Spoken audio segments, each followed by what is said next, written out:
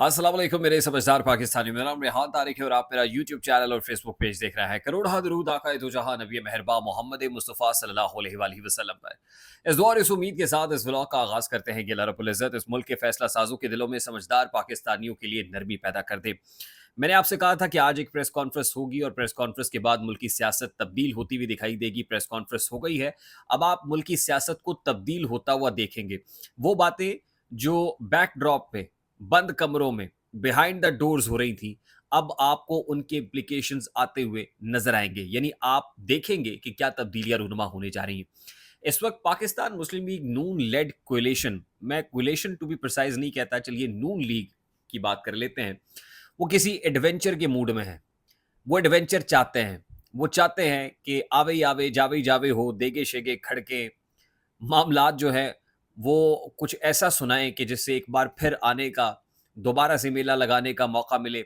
असल में कुछ लोग बयानिए की तलाश में बैठे हुए हैं कि किसी सूरत ऐसा बयानिया हाथ लग जाए कि जिससे, जैसे अलादीन का चिराग होता है, आप चिराग रगड़ें और जीनी हाजिर हो जाए और फिर आप जीनी से कहें कि हमें दोबारा से पॉपुलर बना दें, हमें अवाम में मकबूल कर दें, हमारे जिसको कहते हैं ना पंजाबी में तोड़ें तो दें। आप समझते हैं ना? तो जो जो कुछ हुआ है वो अपनी डर्टी लिनन भी साफ हो जाए, मामलात बिल्कुल रेक्टिफाई होके छन के एक बार फिर से अवाम के सामने खड़े हो जाए और अवाम कहे कि मियाँ तेरे जानिसार। तो अब वो 1, 2, 3, 4 कहते हैं या बेशुमार, ज़ाहिर है ख्वाहिश तो यही है कि फिर मियाँ की जानिसारी पर जान छिड़कने वाले जो हैं वो मैदान में सामने आ जाएँ। अब इस वक़्त बदतरीन, यानी कि जिसका बैडली नैरेटिव की तलाश में है पाकिस्तान मुस्लिम लीग नून। इसी नैरेटिव की तलाश में जो एडवेंचर है, अब मैं एडवेंचर को उसको कह रहा हूँ, मैं ज़रा समझाने की कोशिश करता हूँ। मैंने आपसे अर्ज़ की थी पहले भी कि एक बड़ा ही हाई लेवल इजलास हुआ, मीटिंग हुई। ये हाई लेवल मीटिंग कोई आपस में नहीं हुई। शहबाज शरीफ और नवाज शरीफ और मरियम नवाज की माबैन नहीं हुई, बल्कि ये कंसर्न क्वार्टर्स की नवाज शरीफ साहब के साथ हुई और उसमें जो मियाँ शहबाज शरीफ साहब है, prime minister of the country है, वो ऑन बोर्ड थे, क्योंकि मियाँ शहबाज शरीफ साहब भी फैसलों के लिए देखते बड़े भाई की तरफ है।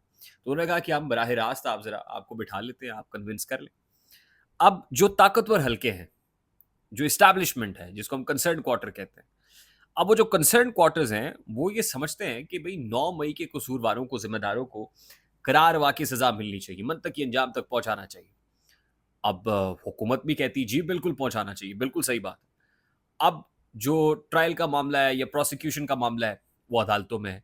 अदालत कहती बिल्कुल नहीं, एब्सोल्युटली नॉट। 9 मई के जो जिम्मेदारान हैं उनको जमानत पर रिहाई भी मिल जाती है। जो मिलिट्री कोर्ट में ट्रायल का मामला है उसमें अदालत भी आड़े आती है, वो भी अदालती फैसले से मशरूत है। अब हुकूमत के हाथ बंधे हुए हैं।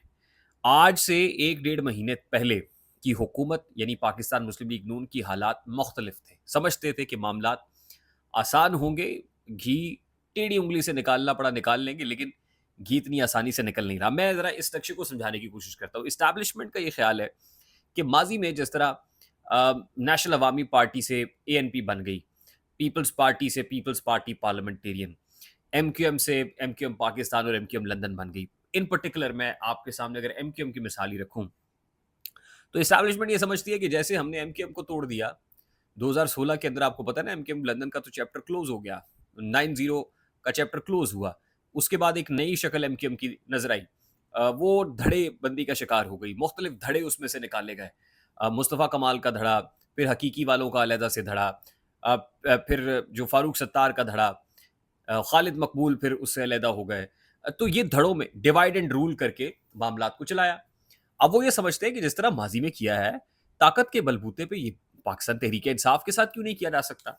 अब प्रॉब्लम ये है, मैं अगर एमक्यूएम के साथ कंपेयर करूं या इवन एएनपी के साथ, जो नेशनल अवामी पार्टी थी वली खान की, उसके साथ भी कर लें, तो वो अपने रीजनल, अगर मैं पार्टीज कहूं, वो पूरे मुल्क की अवामी जो नुमाइंदा जमातें वो नहीं थी।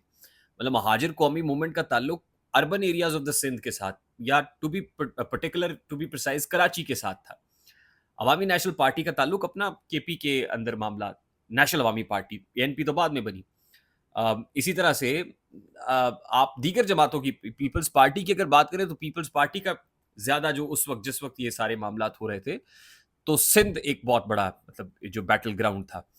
और अब भी जाहिर है वो उस तरह से मामला हो नहीं सके एग्जीक्यूट जैसे दीगर जमातों के साथ करने की कोशिश की गई। अब पीटीआई के साथ ये मामला नहीं है। पीटीआई ये कहती है कि वो सारे पाकिस्तान के अंदर उसका एक रिफ्लेक्शन चारों सूबों के अंदर मामलात मौजूद है, और अगर कोई करना भी चाहता है तो उसको पता है कि वो, यानी सियासी जमातें तो एटलीस्ट नवाज शरीफ की हद तक, नवाज शरीफ साहब ये समझते हैं और इस ख्याल का इजहार वो कर चुके हैं कि ये काउंटर प्रोडक्टिव होगा और ये सबसे ज़्यादा डैमेजिंग उसके लिए होगा जो ये करेगा हुकूमत में रहते हुए। ज़ाहिर है फ्रंट एंड पे पाकिस्तान मुस्लिम लीग नून खड़ी हुई है और पाकिस्तान पीपल्स पार्टी कह रही है कि अगर इस तरह कोई कोई काम करना, और इस्टेब्लिशमेंट को कह रही है, फिर नून लीग करेगी, फ्रंट से लीड करेगी, हम पीछे सपोर्ट कर देंगे, लेकिन फ्रंट से नून लीग लीड करेगी।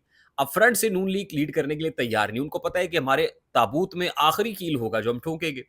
उन्होंने इस्टेब्लिशमेंट से कह दिया हम तो भाई इकोनॉमी को संभालेंगे। अब इस्टेब्लिशमेंट हम ठोक के मैदान में आ गई है और अब इस्टेब्लिशमेंट ने कहा ठीक है फिर हम सबको से देख लेंगे।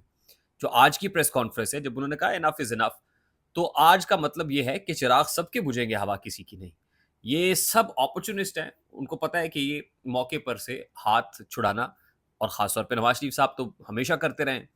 जनरल नासिर मुनीर को भी पता है कि नवाज शरीफ तो एक्सटेंशन नहीं देगा, ये नवाज शरीफ के साथ अगर जो वादा वईद और ये सारा ही वफा नहीं होगा, तो अब प्रैक्टिकली फूट पड़ चुकी है। नवाज शरीफ ये समझता है, और इसका इजहार खुद नैरेटिव बिल्डिंग की गई और इमरजेंसी लगवाने की बातें हुई, मार्शल लॉ लगाने की बातें भी हुई। मैं अब आपको news out from the centre is कि एस्टैब्लिशमेंट ने आज की प्रेस कॉन्फ्रेंस से बता दिया है, और वो ये बता रहे हैं सियासतदानों को कि इमरजेंसी, मार्शल लॉ, ये सब किसी की ख्वाहिश तो हो सकती है, लेकिन अब मुल्क में ना तो इमरजेंसी का मुताहमिल हो सकता है, ना मार्शल लॉ का मुताहमिल हो सकता है। हाँ, कुछ लोग ये चाहते हैं कि हो, खासतौर पे पर्टिकुलरली वो लोग जो लीड कर रहे हैं फ्रंट से, वो चाहते हैं कि हमें शहीद होने का मौका मिले। वो चाहते हैं कि हमें सिंपैथी वोट मिले, हमारे साथ हमदर्दी हो, जो इस वक्त लोगों को हमदर्दी नहीं है। हम जाएंगे और बुरे तरीके से जाएंगे तो दोबारा अवाम में बयानियां बनाएंगे, फिर एंटी इस्टेब्लिशमेंट नैरेटिव बेचेंगे, फिर एंटी जुडिशरी नैरेटिव बेचेंगे, फिर हम शहीदों के अवाम में जाएंगे और अवाम से कहेंगे कि भाई हमें क्यों निकाला, ये हमें क्यों निकाला या मुझे क्यों निकाला का नैरेटिव। ये उसकी झलक ही एक मरियम नवाज की पिछले दिनों तकरीर के अंदर हमें दिखाई भी दी। अब इस्टेब्लिशमेंट की जानिब से जो खबर, जो बड़ी इंपॉर्टेंट खबर है, वो ये है कि सितंबर और अक्टूबर ये बड़ा ही हंगामा खेज होने जा रहा है। ज़ाहिर है अक्टूबर में एक का टेन्योर मुकम्मल हो रहा है जस्टिस काजी फाइज ईसा का, और एक्सटेंशन मिलती है या नहीं मिलती, जजेस की ट्यूनिंग करनी है या नहीं करनी है, अब ये सारा मामला जो जुडिशरी फ्रंट का है वो इस्टेब्लिशमेंट ने अपने हाथ में ले लिया है।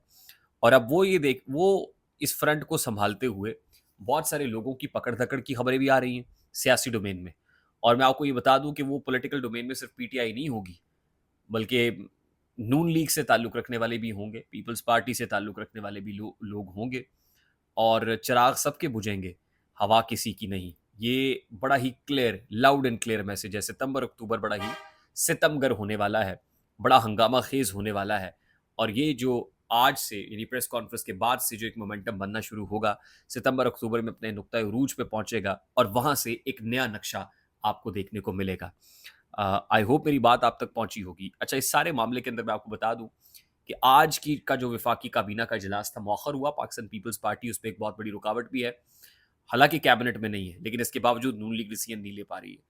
वो ये कह रहे हैं कि नून लीग को आर्टिकल 6 वाला एक गद्दारी जैसा मुकदमा बनाए इमरान खान के अगेंस्ट, बिल्कुल ऐसी जैसे अल्ताफ हुसैन को आउट किया, आप -1 करें, फिर पीछे देखा जा सकता है मामला। लेकिन पाबंदी इज नॉट अ सोल्यूशन, ये एक बहुत बड़ा प्रॉब्लम है, और शहबाज शरीफ जितने परेशान है शायद ही कोई और परेशान होगा।